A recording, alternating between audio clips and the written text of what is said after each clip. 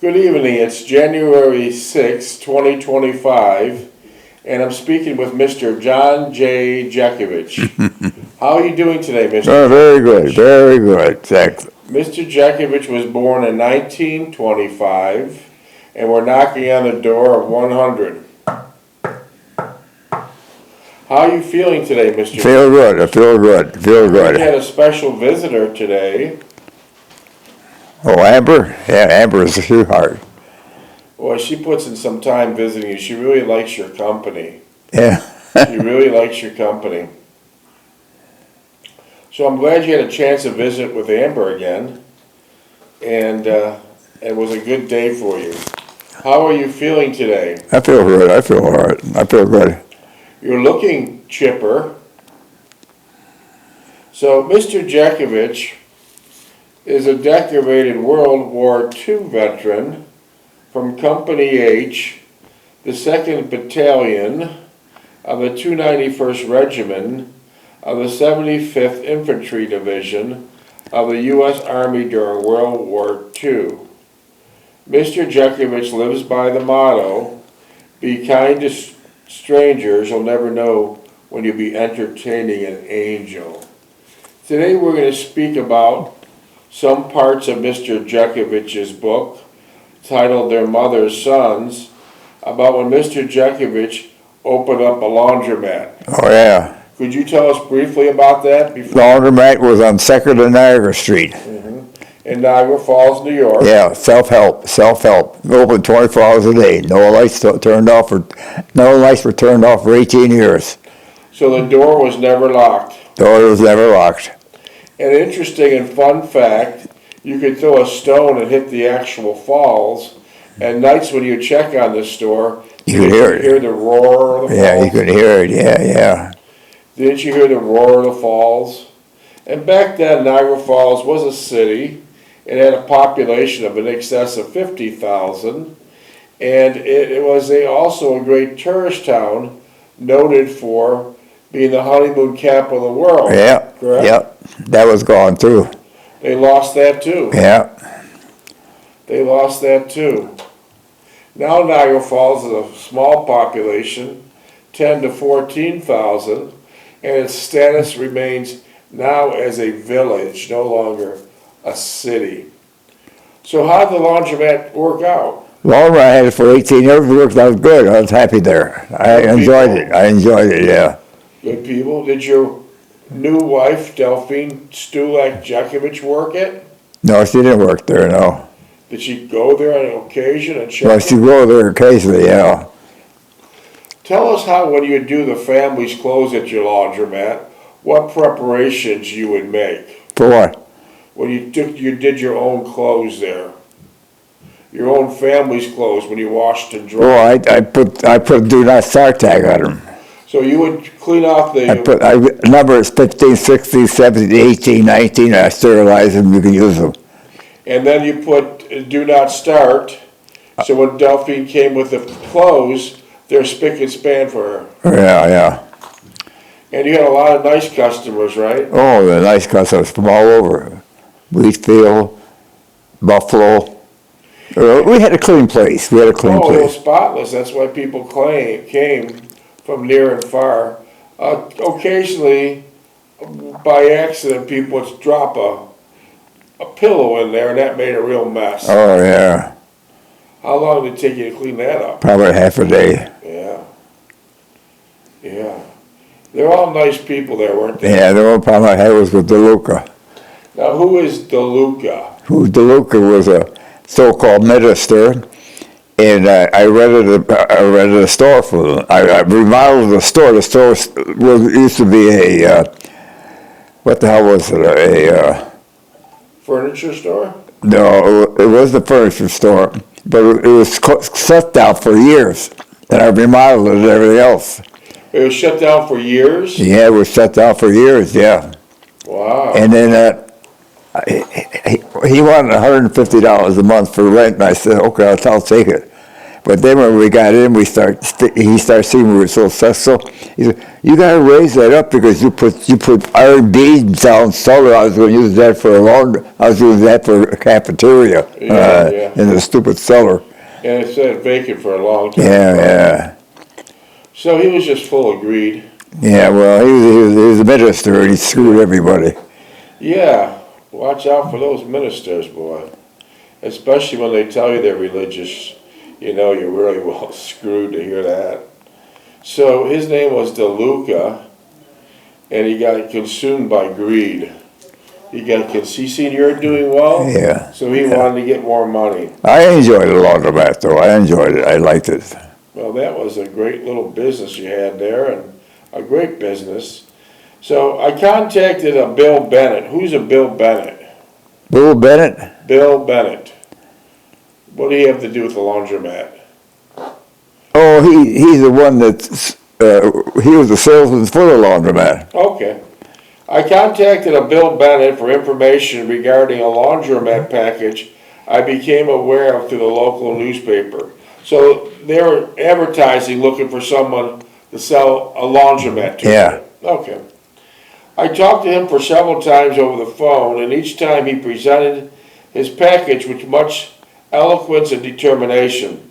To say the least, we were somewhat naive and ingenuous, as his attitude, somewhat transparent, nevertheless did overcome our indecision to proceed. We didn't go back and forth in making our determination, but in our zeal to put our desire into some sort of working plan, we overlooked and took it for granted much that we should have explored further. But either way, it worked out. Yeah. Better than not doing it. We're not sorry we got in there. We're not sorry we got it. Finally, we met in our apartment on Sunday afternoon and spent several hours going over the intricate details of financing, marketing, and management of the small business. Delphine and I asked the usual questions, and Bennett answered them with clarity and candor. We left the situation with a stipulation that we would return a definite answer in 2 weeks. This would give us some time to digest and absorb all the material presented, and at the same time, to see how, stand by.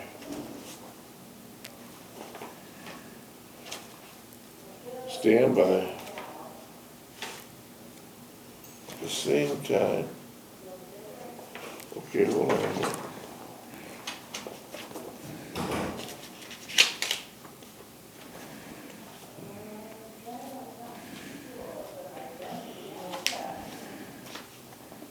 Okay, we got it now.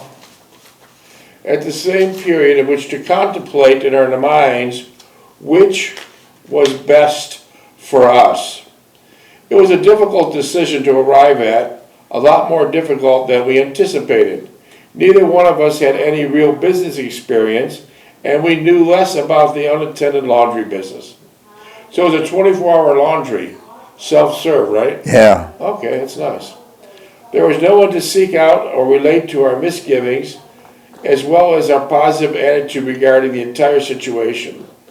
We need the 2 full weeks and then some to decide what we're going to do.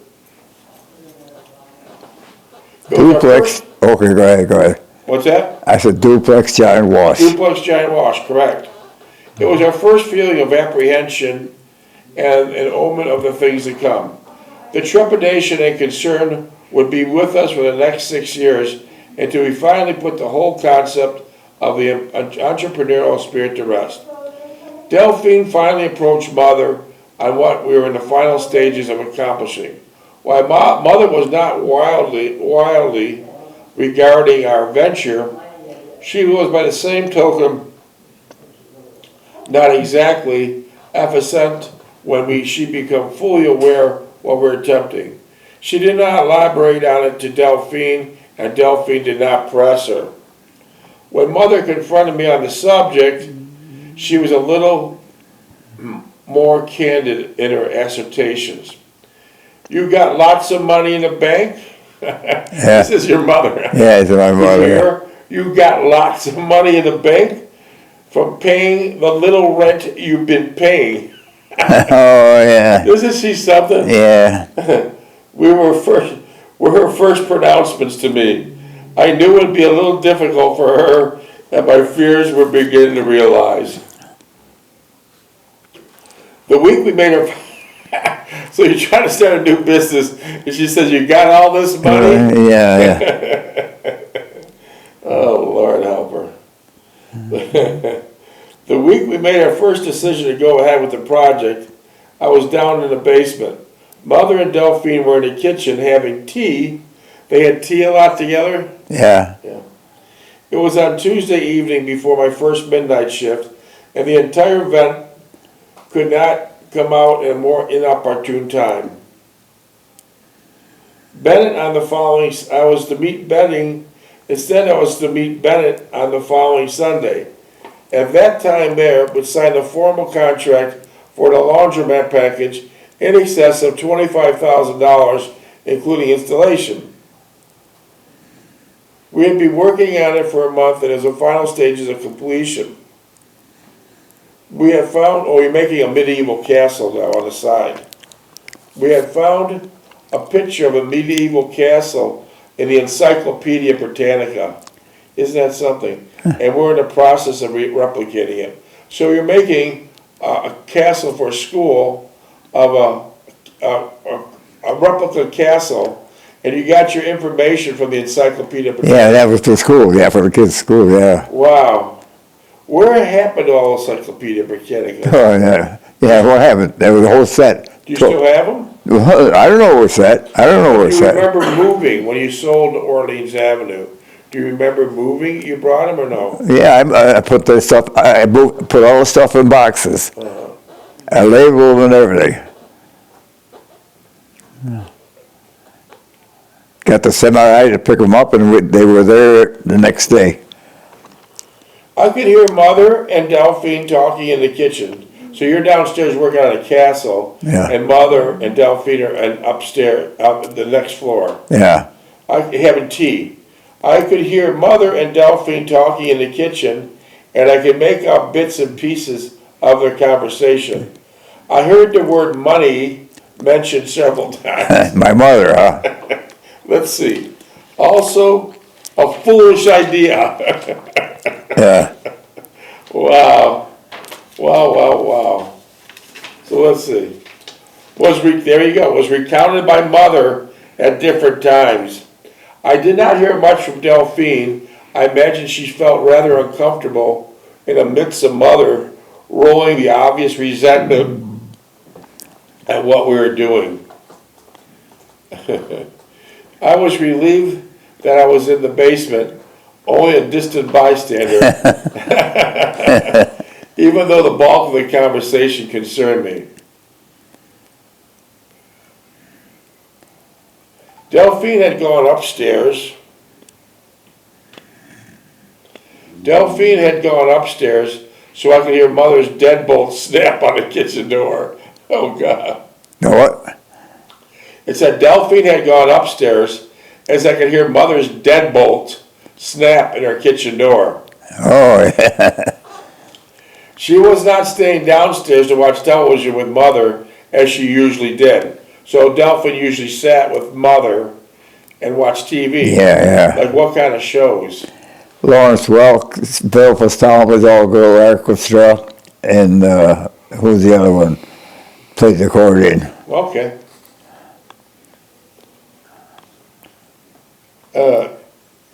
In the contrary, Mother had dismissed Delphine by saying she would not be watching Delphine. Well, Mother said she would not be watching television tonight, and she was going right to bed. Oh, yeah. She's mad. She's mad. I don't know what the hell she's mad about. What's she mad about? Yeah. Yeah. And then after we opened that laundromat, nobody ever mentioned it to us. They wouldn't talk about it. Nobody said a word. Nobody come down and see it or nothing.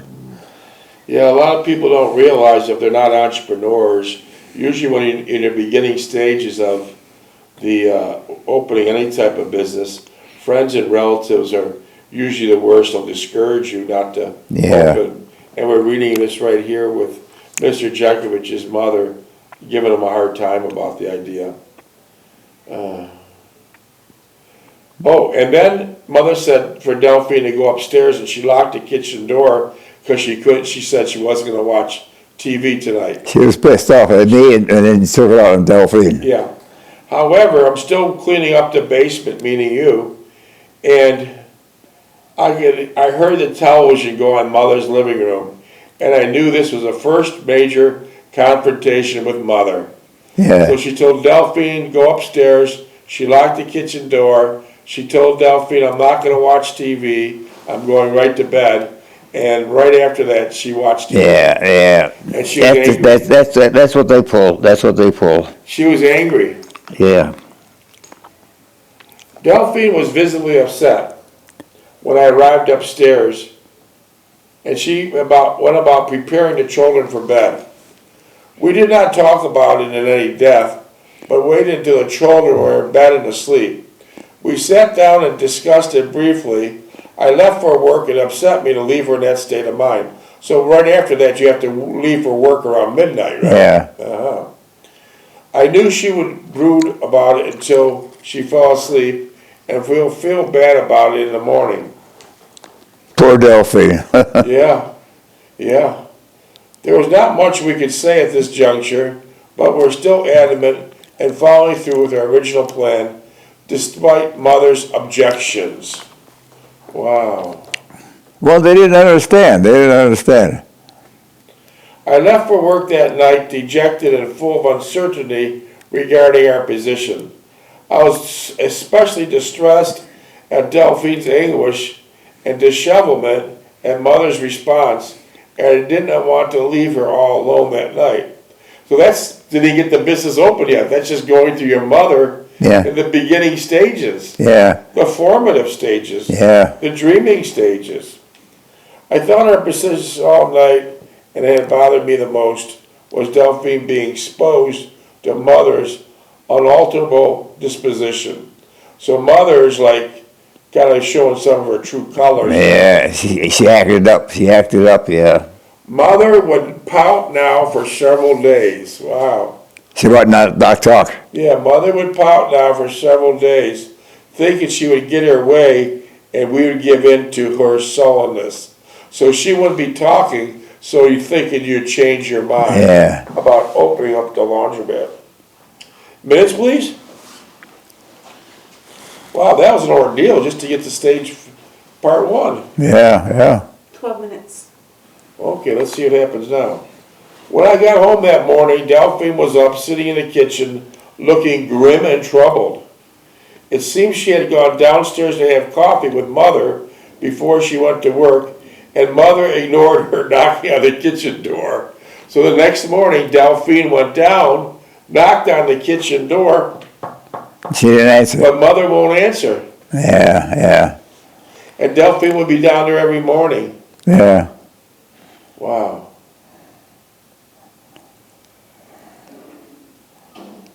Let's see. It seems that she had gone downstairs to have coffee with Mother before she went to work, and Mother ignored her knocking on the door. This pattern was familiar to me, but it was not new. Terrifying experiences for Delphine. I had tried to comfort her, but to no avail. Wow. Well, Delphine couldn't understand. But you did, because you've seen it all your life. Yeah. You've seen it all your life. What she did, how she, with your father. Yeah. She quiet. She wouldn't talk. Yeah. Right? That afternoon, I got up, and there was no one home, and I knew Delphine had taken the children to pick up from Mother to work. Okay, so now your mother's extending the olive branch even further. Now she's going to drive all the way to Carbrundum to pick up your mother. Yeah. Okay, let's see how that goes. Wow. Shortly thereafter, I heard the kids running up the stairs. They flung open the kitchen door and began excitedly conveying to me that Mother, that's Grandma, the kids were telling me that Grandma would not get into our car. What the hell? Yeah, that's what they do. What in the hell? And what were they doing that for? Tell me. I don't know. Because your mother didn't want you to open a laundromat. Yeah. So she, first of all, she told Delphine she's going right to bed. She locked and bolted her kitchen door. She wasn't going to watch TV. And you were cleaning up the basement, and you heard the TV go right on. Yeah. Now, what did she think she was going to lose? I don't know. You thought she'd be happy. Huh? You thought your mother would be happy that you're going to start a business, right? No, nobody talked to me. Nobody talked about it. When Stevie was alive, and Lookie and the other one, they never talked about it. So now Delphine... And I never brought it up. Yeah. But so now Delphine's getting a dose of what you had for 25 years. Yeah. Okay, so now Delphine was asked to leave the night before because your mother was going to go right to bed, but she didn't. She watched TV. The next morning, Delphine went down to see your mother to have coffee. Your mother went open the door. Yeah. And then to extend the olive branch further, Delphine drove with their kids all the way to Carbrundum to pick them up. And the kids come running upstairs and saying that Grandma will not get into our car. Yeah, she wouldn't get in the car. Wow. Delphine was carrying some groceries when I came up to her to take a package. I could see that she had recovered sufficiently and she had a smile on her face. There was nothing we could do regarding Mother's attitude, and we would just have to be patient and persevere until she overcame it. We informed our children that they could go downstairs for the time being, and of course they could not understand our directive. Oh, you told them they could not go downstairs 8 minutes. for the time being. They wanted to know why they could not go downstairs to Grandma's and watch the Musketeers, and they were unduly perturbed. We did not spend much time explaining the circumstances to them, and after a while they resigned themselves to restrictions and got involved with their toys and games. Okay, so here we go. Delphine and I talked some more about Mother behavior and came to the same conclusion as the children. We resigned ourselves to the fact and went on with our plans. So that's something. Yeah. That's a hardship. Yeah, well, everyone had hardship with it right along, too. You're trying to do good. Yeah. You're excited about a business, and then she... Well, see, the other two brothers didn't understand what we were doing. They had a job, and they got paid for it, and I didn't have that attitude. I wanted to get my own business. You want to be an entrepreneur. Yeah. Okay, here it is. Bill Bennett came to the house Sunday afternoon, and we sat down with him for several hours going over the entire transaction. We signed the contract that day, and we both began to look for a location for the store on Monday. So you didn't even have a location yet. No. Oh, wow. Well, I had to get a location where nobody had a wash machine. We were both apprehensive and almost panic-stricken when Bennett left, thinking of all sides of the disastrous outcomings of our first business venture. We assumed catastrophic adversities, and when we thought of being legally bound to a note for 4 years of 48 consecutive payments, each month sent chills up our backs. The reality of the new venture was beginning to sink in, and already we were contemplating whether we did the right thing. Oh, okay, here we go. We got Mother back in the picture again. Okay. Mother's changing now. She seems like she's sorry for what she did. Mother was pounding on the kitchen ceiling with a broom. Oh, she wanted Delphine, yeah. Mother was taking the broom and pounding on the ceiling, which would be a familiar ritual the next several decades. She got over her churlisms and was inviting us downstairs for coffee and cake. Yeah. So now my mother took a broom and is hitting the ceiling to signal you to come down for coffee and cake. So this is smoothing out fine. The children were excited to go downstairs once again, and they all gave Grandma a big hug as if she'd been away for some time. Delphine got a big hug from my mother, too. Yeah. Delphine also kissed Mother, something I never thought of doing. I could see the expression of relief and joy in her face, and that we're all together once again. We never discussed with Mother her behavior of the last few days, as we could see that she was cheered that we're all together once again. We left it at that. That night I went to work delighted that our discord had been resolved, only to find myself facing more vetting obstacle. Monday we would start looking for a location for the laundromat, which was presenting an entirely new challenge and experience for us. We now were obligated to pay $468 a month for the next 48 months, the length of the note. That's a lot of money back there. Yeah. That's like $5,000 or $6,000 today per month. The sum of the money due each month was astronomical to the way of thinking. Delphine likened it to payments on the mortgage of the house, something we had discussed several times. The realization presented itself as we contemplated how we were going to make these huge payments for a lengthy period. We assumed and hoped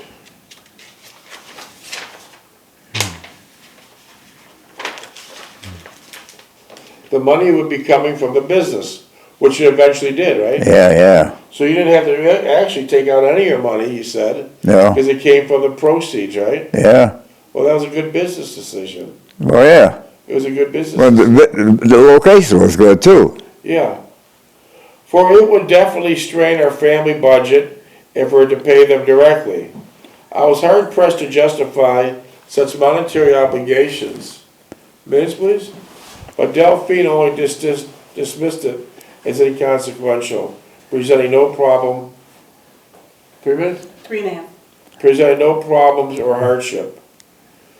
We thought it best not to disclose to Mother the extent of our commitment. So you didn't tell Mother how much you owed, No. because she would have been upset. No, she had enough yahoo about no. For surely she would burst forth into another tirade of this bilious conduct. We decided it's best to not make an issue of the entire situation. Instead, we relegated to almost a non-existent proposition, for truly it was a big deal in our lives, but for all practical purposes, and Mother's especially, we deemed it necessary to file the dictum and try to avoid the discord that was inevitable. So what happened here then is that you wouldn't mention it to your mother again. Yeah. Otherwise, it would start another argument. Yeah. So where did you look for these locations at? We looked for a location, we were looking for poorer people that didn't have a wash machine. We didn't want to go to people that had wash machines. So where did you look? Do you remember? We looked in the down and out areas. 2nd Street, we wound up at 2nd Street. Well, do you remember any other areas? We wound up on the other side of, where was it? On the other side of Buffalo. I mean, I said that was too far for us.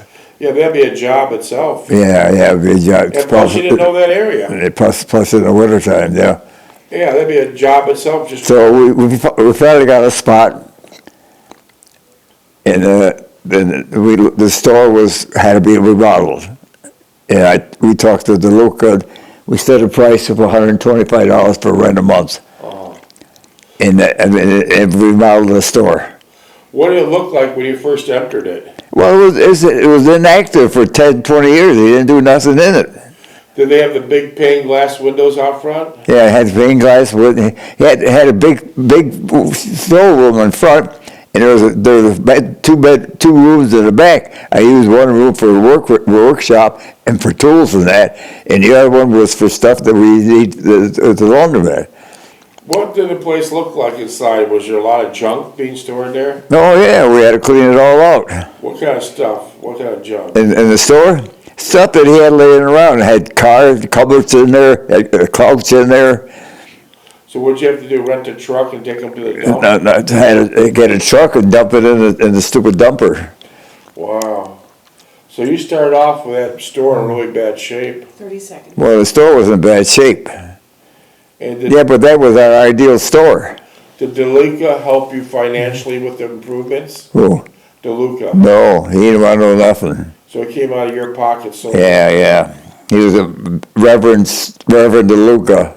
Reverend DeLuca. 15 seconds. What a kook, Reverend DeLuca, wow. And then you made it into something beautiful. And you made it into something beautiful. You made it to a beautiful laundromat. Yeah. Oh, that's quite an accomplishment.